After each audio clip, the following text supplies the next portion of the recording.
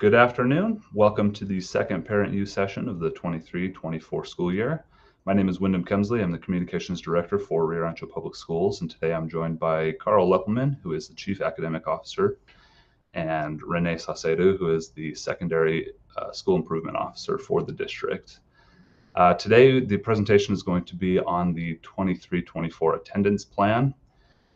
Before we jump into it, I'm going to lay out a few short housekeeping items.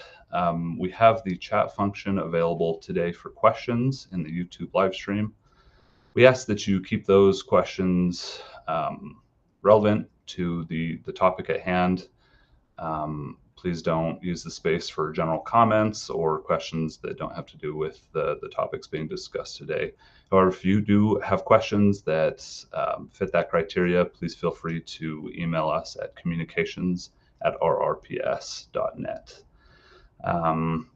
With that, we'll go ahead and start the presentation. I believe Carl was starting, so I'll hand it off to you, Carl. Thank you, Wyndham, and thank you, parents, for taking your lunch period or your lunch break, if you do have one, to join us today. I'm Carl Leppelman, Chief Academic Officer, and last year we noticed, particularly after the pandemic, that we had a surge in number of students that were chronically absent. In other words, students, and actually that first slide will define what being chronically absent is, I believe.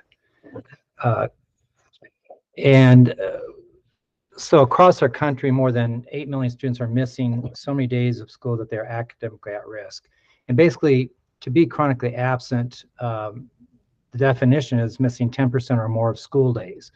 So in the case of Rancho Public Schools, it'd be 19 school days or more, because we have 190 instructional days. And what Dr. Cleveland had done, along with a team of leaders across the district, is go out last year and talk with teachers about attendance and why students weren't in school. And we were seeing about 20% more students chronically absent that fall in that actual category of 10% or more students. So we had a 20% increase last year in the number of students who are chronically absent. And what Dr. Cleveland heard and we heard was that something had to be done about it, that students were actually, when they miss, it's pretty obvious that when you miss school that you can't learn to read. And the first thing we heard from our elementary principals was that we have good instruction, we have good engaging activities and for our students, and good reading instruction, but many students were not in school. And research is really clear that if a student misses, let's say, 5 days the first month of school, they typically will fall behind in critical reading and math skills. So we this year worked with our school principals, teachers, and came up with a plan. And we're going to go over that plan today. But from Dr. Cleveland's perspective, we all know and have seen that this chronic, I think it's the next slide. Sorry, I'm ahead of myself a little bit here. Next slide, I think I covered that. Chronic absenteeism correlates to low academic achievement, and I just mentioned that. It also predicts dropout rates. And as we see students at the high school or particularly level, as we see attendance in that first month, they end up with, if they have 5 or more absences, they have a 7 times increase in dropout rate. So that is so important to get a good start. So we're encouraging all parents, start the habits early, show up and be there the first month of school, unless you're sick, and we've defined that for you. If you're ill, we don't want you in school, but that's a powerful predictor of dropout rate and poor performance, particularly at secondary level, if you're not in school that first month. And of course, it links to poor outcomes later in life. And next slide, please. This slide really, and Jana Chenault, thank you for putting this in, talks about the difference between a truancy, which you've all heard of, and chronic absenteeism. Truancy really counts for only unexcused absences, and it emphasizes compliance with school rules, relies on legal and administrative solutions, and it is in the children's code. And as a district, we must still recognize those and go through that process. But chronic absenteeism is different. It counts both excused and unexcused absences and suspensions. That means out of school, not in school suspension. And that would emphasize academic impact of missed days. And in that model of chronic absenteeism, what we're intending to do is find out what are the barriers to students being in school and remove those barriers.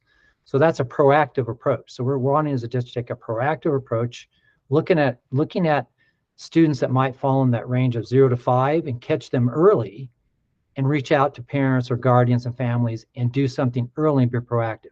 Truancy is something that's after the fact, and you're basically being reactive and you're coming back trying to address an issue that you hopefully would have addressed prior to a truancy issue. So next slide, please. So the 23-24 attendance plan, I don't think we need to open that up today, Mr. Kemsley. I think that the audience could certainly, will they have access to this PowerPoint or not? They'll be able to see the YouTube, but if they email communications@rrps.net, they'll send this, they'll send the attendance plan to them. Also, this is on the Rio Rancho Public School webpage. Thank you. Yes, and I think this is the sort of condensed version of our big plan. It's an attendance plan. It will show you generally what we're going to go over here in the next few slides. So I'll go ahead and move on because you'll be able to have access to that. And I don't know if that's on the website already, but it could be. So I'll turn it over to Jana. Oh, go ahead. Sorry, Carl. We'll definitely put this on the website as well for folks. Okay, thank you. So I'll turn this over to Mrs. Chenault and have her introduce herself and talk about the elementary improvement steps. Good afternoon. Thank you for joining us. For elementary, we have a few basic steps and they're included in that plan. But initially, the first thing we wanted to do was have contact with our parents before, as quickly as possible within the first month, just to get to know your child. And we have some very specific questions we'd like to ask, not only about your child, but about your school experience and what your expectations are for us as a district for your child. So you should be seeing that come from your child's teacher. And then we definitely want to be making personal phone calls to families just to make that connection. Something that we're trying as a district this year is relationship mapping. And that's really just classroom teachers looking at every student within the school, not just classroom teachers, all of the staff within the school, making sure that every staff member is connecting with students and every student has a staff member they feel connected to. So that's something that all of our teachers will also be doing throughout the year, just to learn more about our students. It's important. We realized that perhaps due to COVID, we weren't sharing as much information about what's happening in our classrooms with parents because they weren't able to come in and volunteer and see the classrooms. We want to do a better job of communicating exactly what that looks like, what our instruction looks like kindergarten through 5th grade, really pre-K through 5th grade. So we are committed to sending more information home so that you know what it looks like in the classroom and what the students are expected to do. We often hear from parents that because it's kindergarten, they really don't know what they're missing out on if they're absent for any length of time. And those are really critical years for students learning to read. We want to make sure that parents understand what that trajectory looks like and how missing several days, even just a few days, can impact that instruction and what students might miss while they're gone and how important it is for them to be there so that they can have essential skills that they'll need for middle school and high school. And we really need to do a good job of communicating that with parents. During our curriculum night, we'll be having students show parents what they're doing in the classroom so that they understand what it looks like. And I think those are the big things. So you should be receiving communication soon from the schools about a curriculum night on campus. We hope that you'll join us so that you can visit the school, see the classrooms, and learn more about the expectations. One other change, not really a change, but a little more in-person opportunity for parents. We had shifted to virtual conferences and IEPs, and those are slowly returning to in-person.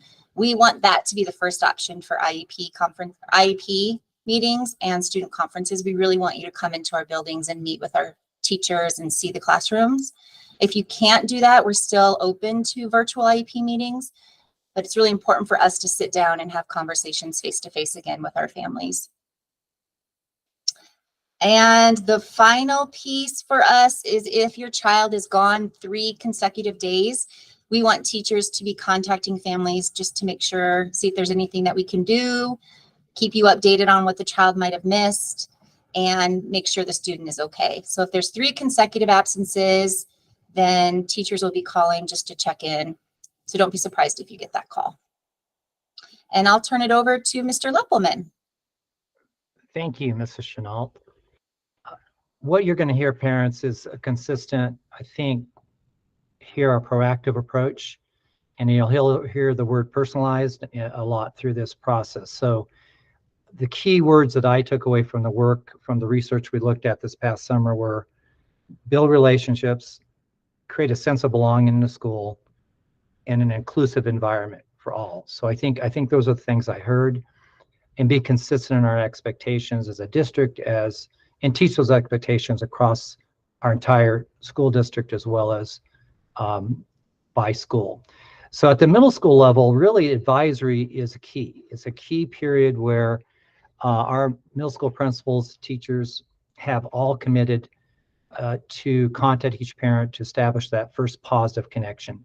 And Ms. Chenault mentioned a survey she created.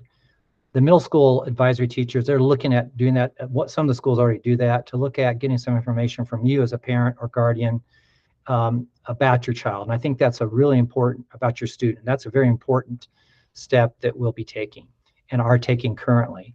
Our principals have clearly communicated those expectations for contacting, and I think that is important, particularly as we start looking at follow-up and supporting, because in the attendance success plan for the state, we look at the number of chronic days and then provide support as needed. So again, you're going to hear some consistency, and I think that's important, because if you're a middle schooler, you're going to learn these habits of mind and your expectations in middle school in preparation for high school. So typically middle schoolers, what are they lacking? What's your typical middle schooler lacking? It's typically organization. Is that right? Not every one of them, but I have students, and I have 2 boys, and one was highly organized, the other one was not so organized. In fact, we couldn't find out at times what was going on at school because he wouldn't communicate those things. So we want to reach out to you when be proactive and communicate. So after 3 consecutive absences, you will receive a call. And we've asked our principals to really provide professional development around how, when you speak with parents, what we're looking for, what information we need to be talking about to help your student. Relationship maps are a nationally recognized strategy, and Ms. Chenault mentioned that, to identify students in need of support. And really what you're asking the faculty to do is really look at all the students in that school and say, let's say pick a middle school. Do we even know the name and face of that student? Does anyone in this, so basically you get the staff together and say, do you know that student? You ask, do you know their academic standing? You talk about, do you know 2 non-academic facts about that student? Something about their background, something about their family story. Do they have a trusted adult? Are you a trusted adult? Do they have a trusted adult in that environment? And are there any at-risk kinds of things that we need to address as a staff? So that's basically how we do that. And we create sort of a database looking at and monitoring how kids are doing. One area that I think is important that is the last bullet here, and that is in that relationship map, we're looking a lot at, are they engaged in a club, somewhere, an extracurricular or co-curricular kind of an activity, a student organization in the school, and if they're not, why, and how can we get them engaged? And I think that you have that information, working together, middle school advisory teachers or teachers with parents can make that connection. So, and it may not be the teacher, which is interesting about a trusted adult. It could be a security officer, it could be a custodian, it could be an assistant principal. So I think that's the approach we're going to take, and it's something that you'll hear more about as I turn it over to Mrs. Saucedo at the high school level. Hi, my name is Renee Saucedo, Secondary School Improvement Officer. And at the high school, we're also looking at some of the same communication techniques at the very beginning of the year. We hope that, during the first month or so, that there's some type of positive contact that's made with families. Teachers will contact parents when a student has 3 consecutive absences. We've divided it up a little bit differently at the high school because we don't have an advisory or, one class where we can kind of assign students. So that'll be assigned through a period so that teachers aren't actually receiving 7 different phone calls. And then we'll also be doing relationship mapping for students especially for students who have been chronically absent in the past. 2 of the next 2 items are a little bit different at the high school level.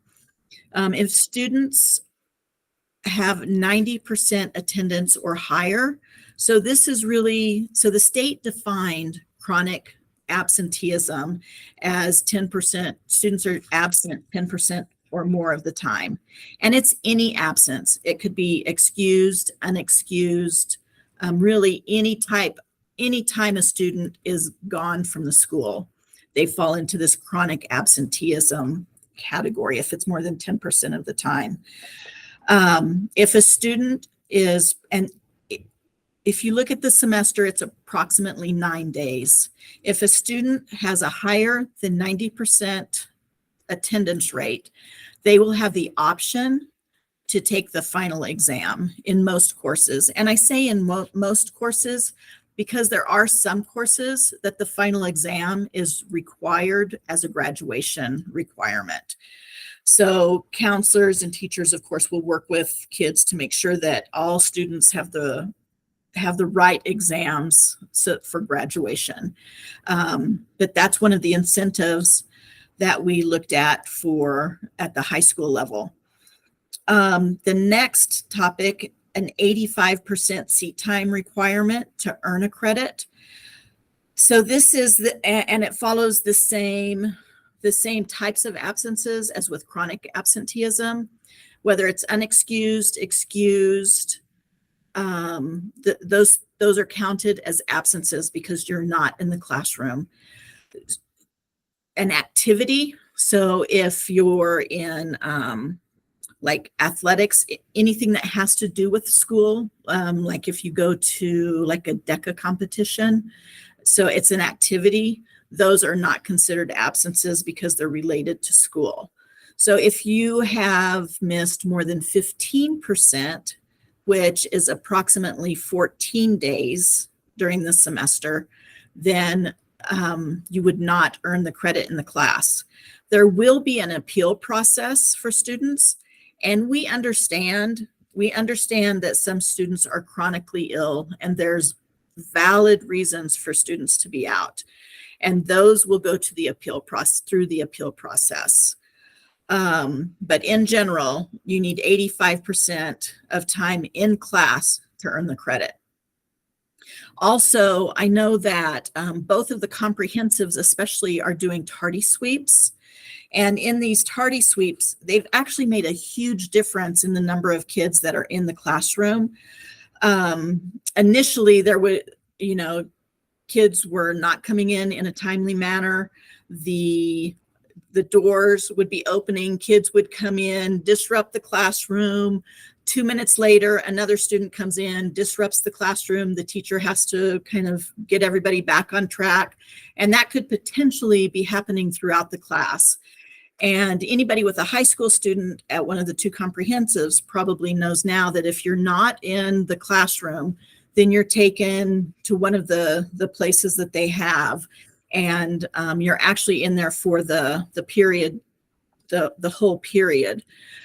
Students have gotten to class on time, much more timely, and there's not the interruption. So the students in the class are being able to get that educational time that they need. And I know that there's concern about not releasing kids back to the classroom, but this is working. Kids are getting there on time, and we're going to continue to do it. So that is basically the high school steps that we're taking to try to improve attendance. And I believe that the next slide is questions, if there are any. So we do have several questions. Okay. We'll just work through them, and you can decide who would like to answer them.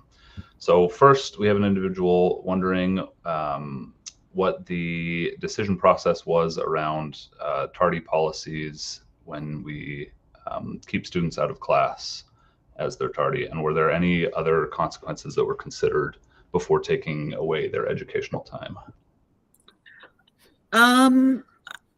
Were there any other consequences considered? I don't think so, because we really wanted to focus on trying to make sure that students got into the classroom.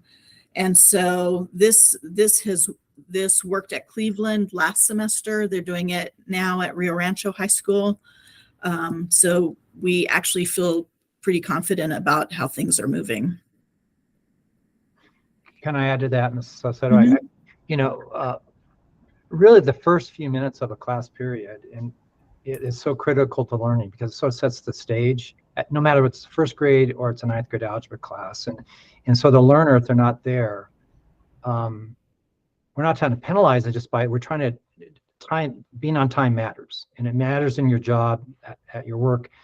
And so that time management is so critical. And I think coming out of COVID, I think some of the students fell back on some of the lack of time management. So I think just getting what we found out this last year is everybody started getting here.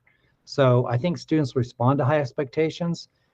Looking at a different kind of a consequence, I think it has to be just in time. There's no way to, if you really think about it, what would that consequence be for being late to your job? Yeah, you talk to your supervisor. Well, in this case, I think the expectation would be the teachers have already talked with that student. So I know those conversations happened, but that wasn't working. We had to say, here it is, you got to get there. So it isn't trying to penalize the students that are getting there. We want to make sure we reinforce that, but all students have to be there. And this year we had a better start to the buses. The buses are getting there in a more timely manner. And I think that's very important too, because we see clearly the students that are not in the class at the start of the bell fall behind over time. So I think that's a really important point to make. And it's working. I agree. And I think Rio Rancho High School has taken that approach also. Is that correct, Mrs. Saucedo? Yes, it is. Okay, great. All right, the next two questions touch on the same topic. They are wanting to know about sick and excused absences, whether sick and excused absences will count towards the 14 days. They do count towards the 14 days. We are using the same standards that the state is using for chronic absenteeism. So anytime that a student is out of school, that number counts towards those 14 days. Now, once again, I don't want people to panic. If students are missing because they're ill, and there's other valid reasons for missing, there's going to be a process. We don't want any student to feel hopeless after missing 14 days. There will also be, and we're working on what these options are going to be. There's going to be other options for students. That may be Saturday school, it may be night school, it may be something else. But we excused and unexcused are both equally absent in this case. Wyndham, can you go back to the slide for truancy and chronic absenteeism? I really want everybody to understand that the chronic absenteeism does not alone trigger truancy notifications that parents are used to with the state requirement of 3, 5, 7, and 10 days. So if the absences are excused due to illness, you're not going to get truancy notifications because those are excused absences. The truancy is for unexcused absences and, students not showing up to school. So we certainly, like Renee said, understand if there are situations where children are sick, but, vacations or if you don't call in, it's unexcused. If you call in and say, hey, my child was sick, I forgot to call in, we will change that to unexcused, and it won't trigger the truancy notification. But truancy is established by the state, and we have to follow those guidelines. So those are just a reminder about that too. While we're on this subject, an individual was asking if we could break down the differences between excused and unexcused absences. Excused includes illness, religious exemptions, religious holidays,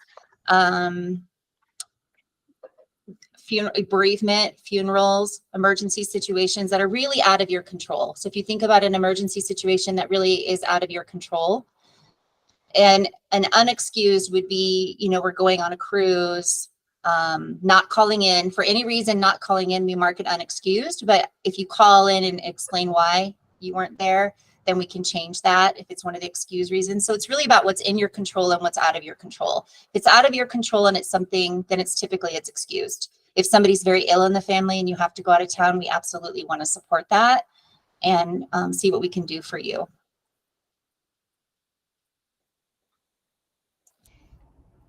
All right. Would you talk about a little bit more of what relationship mapping is and explain that for some folks here? Let me just do that. Like a scenario. I'm going to pick, let's pick an elementary school. The principal brings them together. They actually get on they have a list of their students. They look across those factors I mentioned. They put a check mark saying, okay, I know that student, I know his name or her name.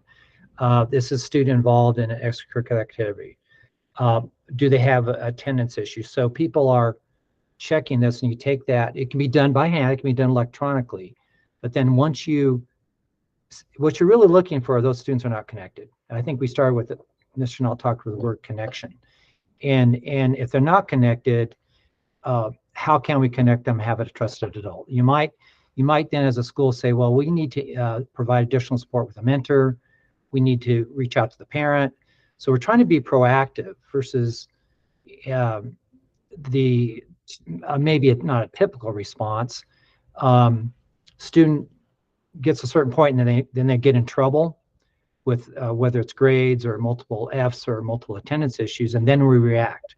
So what we want to do is be reaching out to parents ahead of time and say, what can we do? Because sometimes I know as a parent, I remember my middle schooler coming home and saying, everything's fine, I'm doing great. Well, then come to find out my second son, my younger boy, that no, things aren't so good. So what we want to do is reach out and be proactive to the guardian, the parent.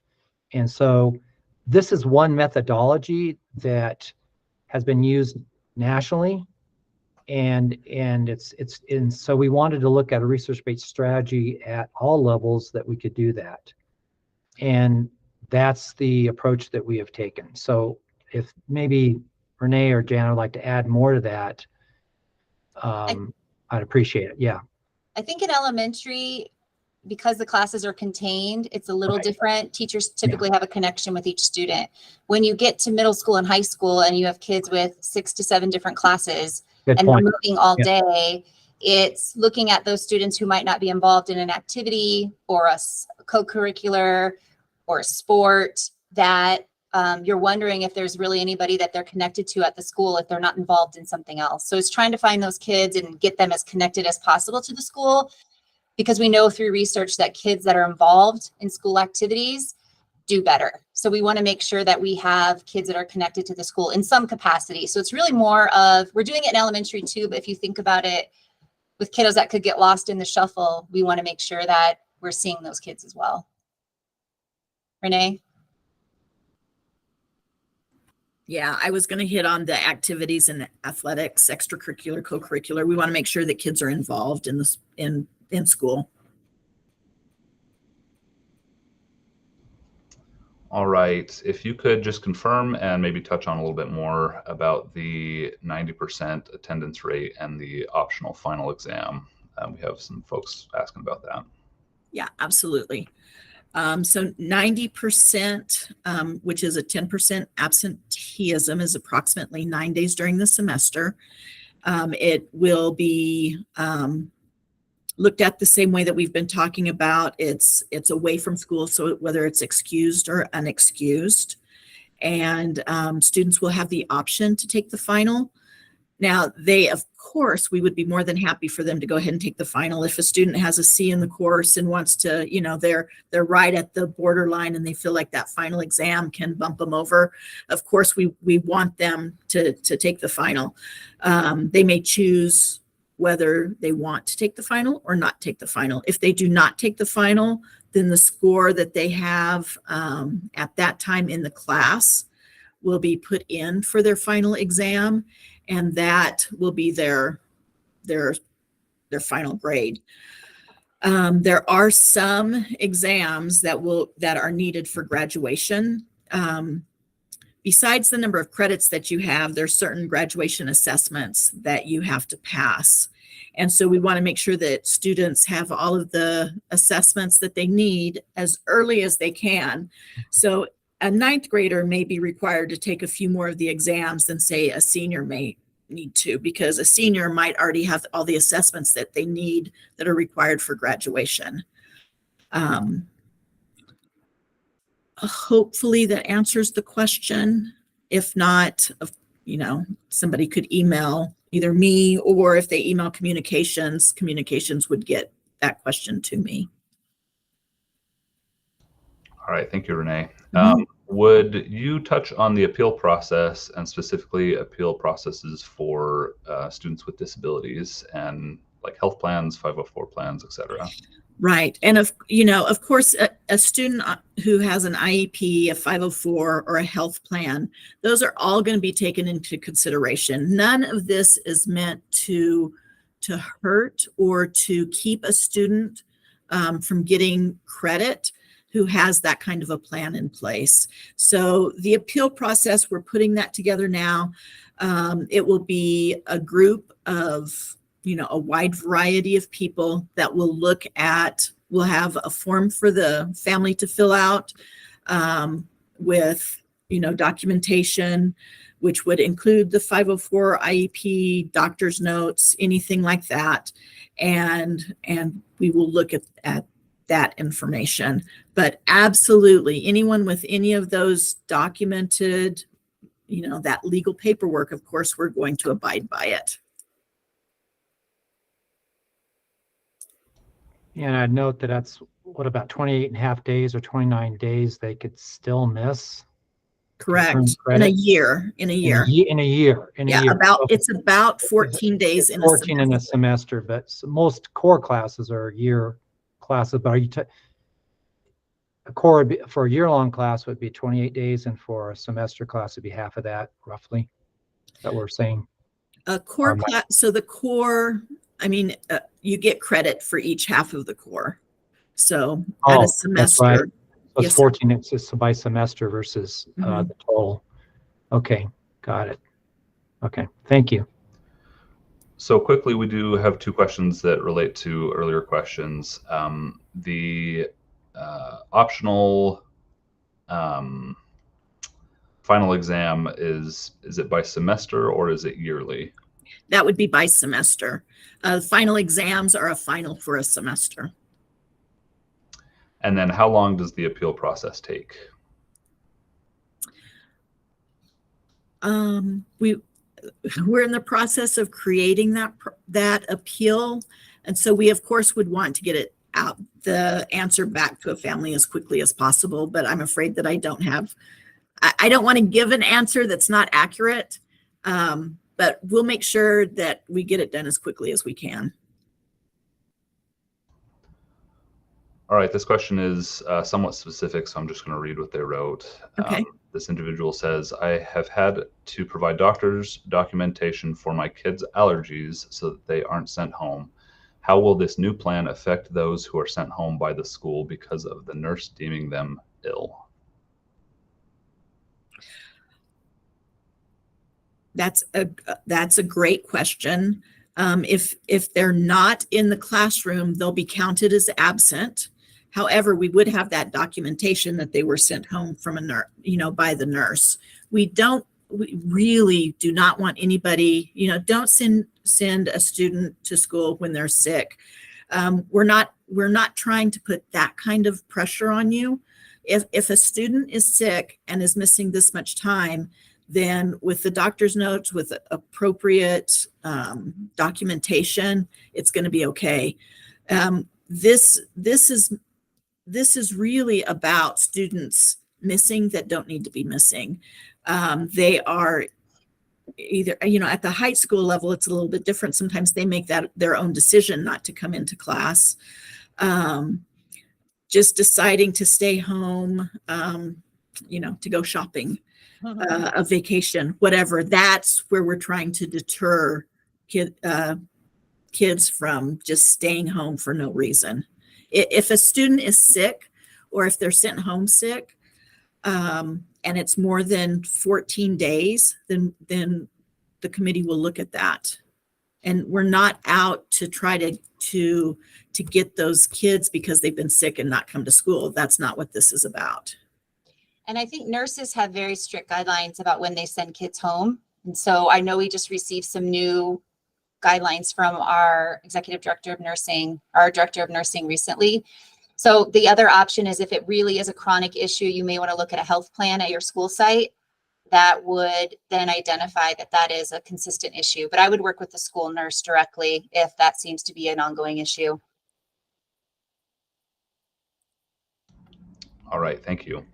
Is there a concern that the method of withholding credit due to chronic absenteeism is going to affect graduation rates at the end?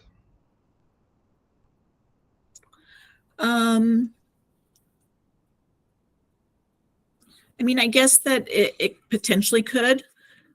I am very hopeful that kids will come in and be here and earn credit, and that if they are absent, we're going to offer them options to get that credit. So I would hope that it does not directly affect the graduation rate. I think that we're going to give kids enough options that they'll still earn their credit. All right, here's another somewhat specific question, so I'll just read it. My son's schedule changed after the first 2 days of school. He was in his original classes for those first 2 days. Will his new classes that he was not in the first 2 days show him as absent? They will not. So the absence is recorded in the course that they're in. And so when he moved over, those 2 days still show as present in his original course. So he will not be shown as absent in the current courses.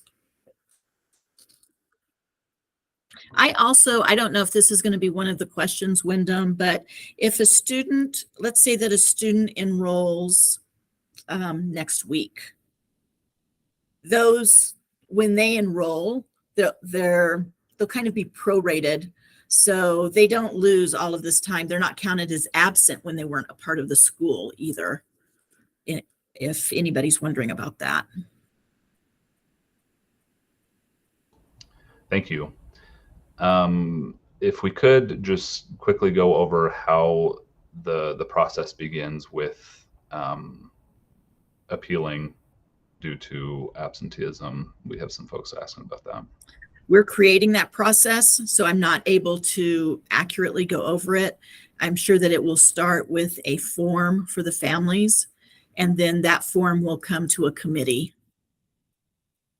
And the committee, I would imagine there would be a variety of people, some from each of the high schools, student services, counseling. Like, we'll have a wide variety of people on that committee. All right. Is there a reason, or I'll just read this directly, I suppose. Okay. Why include students with health plans and add more steps to the appeal? Is there any reasoning behind that? That's a fair question, and I think that it's one that we can look at. I don't mean to be so repetitive, but as I said, we haven't gotten that all fleshed out.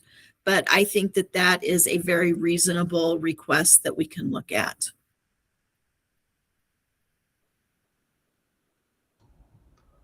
All right, thank you very much. I think that we have covered the questions that are in the chat. If we haven't, I apologize. Please do send us an email at communications@rrps.net if you feel like your questions have not been answered.